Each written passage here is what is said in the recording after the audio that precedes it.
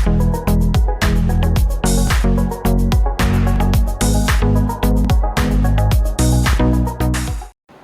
اللہ الرحمن الرحیم۔ انگنت درود و سلام جناب محمد رسول اللہ صلی اللہ علیہ وآلہ وسلم کی ذات پر، ان کے آل پر اور ان کی اولاد پر۔ ایک کیٹیگری کی ایجنسیوں کے بارے میں نے پروگرام کیا تو مجھے فیڈ بیک کیسے ملا؟ مثلا میرے دیکھیں، ایک صحافت چینل ہے، ایک صحافت اخبار ہے، ایک تہلکہ ہے، ایک دوپہر ہے، ایک اکنامک ٹائمز ہے، لہٰذا مجھے فیڈ بیک بڑا فٹ ملتا ہے۔ لوگوں نے مجھے کہا، خوشنود صاحب آپ کہہ رہے ہیں ان ایک کیٹیگری کی ایکسچینج کمپنیوں نے 50 ارب کمائے، اور ان کا معاف کیجئے گا یہ پی نٹس ہیں جو آپ کہہ رہے ہیں۔ آپ ذرا یہ معلوم کرائیں یہ ایکسچینج کمپنیوں والے پہلے کیا تھے کچھ سال پہلے تک؟ اب ظاہر ہے یہ تو حکومت معلوم کرے گی، لیکن جو کھیل انہوں نے بینکوں کے ساتھ مل کر کھیلا وہ عجیب کہانی ہے۔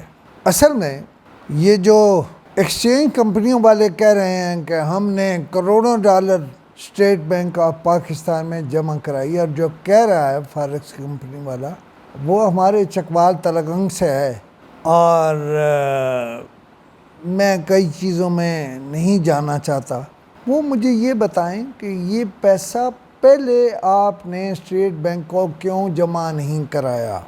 جب آپ نے ڈالر سمگل بھی کیے اور بیچے بھی، آپ روزانہ بلیک میں یہ فروخت نہیں کر رہے تھے، یا سمگل نہیں کر رہے تھے، یا بینکوں کو مہنگے داموں فروخت نہیں کر رہے تھے؟ اگر جناب سید عاصم منیر افواج پاکستان کے سپہ سالار اس کی گہرائی میں جائیں تو غالباً نومبر 2022 سے پہلے، جب بائیو میٹرک نہیں تھے، تو آپ نے لوگوں کے 10 یا 20 ہزار ڈالر کے لیے جو شناختی کارڈ لیے، ان پر وہ دھندا ہوا، لٹ گیا میرا ملک، لوٹ لیا آپ نے میرا ملک۔ اب آپ نہیں لائے ہیں جی یہ ایک کیٹیگری والوں میں سب کو شامل کر۔ کیوں؟ ایک بندے کے پاس 2 کروڑ روپے ہے، وہ اپنا کاروبار کر رہا ہے، اب اس کا کاروبار کیوں بند کرا رہے ہیں؟ وہ کاروبار کیوں بند کرے؟ آپ پھر غلط فیصلے کرا رہے ہیں، اور چاہتے آپ یہ ہیں کہ آپ کا گناہ اس میں چھپ جائے۔ یہ جو بینکوں والے ہیں، انہوں نے جو ڈالر خریدے، ان کی منہ مانگی قیمت پر یہ آپس میں ملے ہوئے تھے، وہ عوام پاکستان کے عوام کے پیسے تھے۔ آپ کے پاس عوام کا پیسہ ہوتا ہے، لیکن لوٹ لیا حسن والوں نے۔ آپ کا حسن یہ ہے کہ آپ کے پاس لوگوں کے پیسے ہیں۔ یہ بات جو آپ لوگوں نے مل کر لوٹ مار کی، بینکوں نے، اسٹیٹ بینک بھی جانتا تھا، ایف آئی اے بھی جانتی تھی، سب کو معلوم تھا، لیکن کوئی نہیں بول رہا تھا۔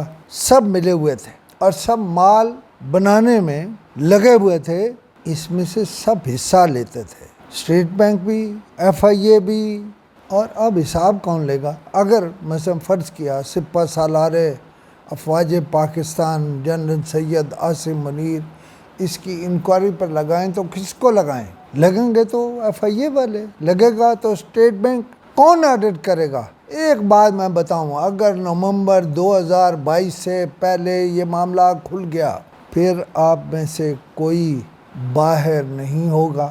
اب اگر ڈالر، میں کہہ رہا ہوں یا آپ بھی کہہ رہے ہیں کہ 250 سے نیچے جائے، آپ کو خواب آیا؟ 1 روپے کا فرق پڑتا ہے۔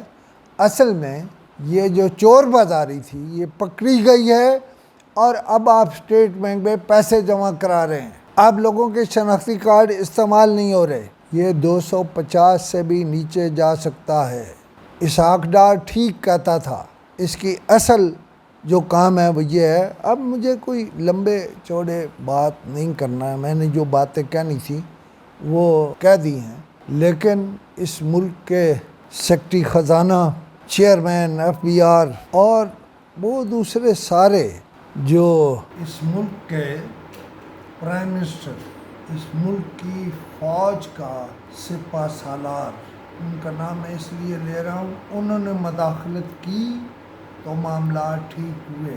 دوسرا، اس ملک کے فنانس سیکرٹری، اس ملک کا گورنر اسٹیٹ بینک، صوبوں کے وزرائے خزانہ بھی اسے دیکھے اور ملک کا وزیر داخلہ بھی اسے دیکھے، صوبوں کے وزیر داخلہ بھی اسے دیکھے اور وہ اپنے صوبے اپنے الگ مانیٹرنگ سسٹم بنائیں، گلگت والے بھی بنائیں، آزاد کشمیر والے بھی بنائیں۔ اور یہ تحقیقات ہونی ضروری ہیں کہ ان 6 کمپنیوں نے نومبر 2022 سے کتنا پیسہ کھایا۔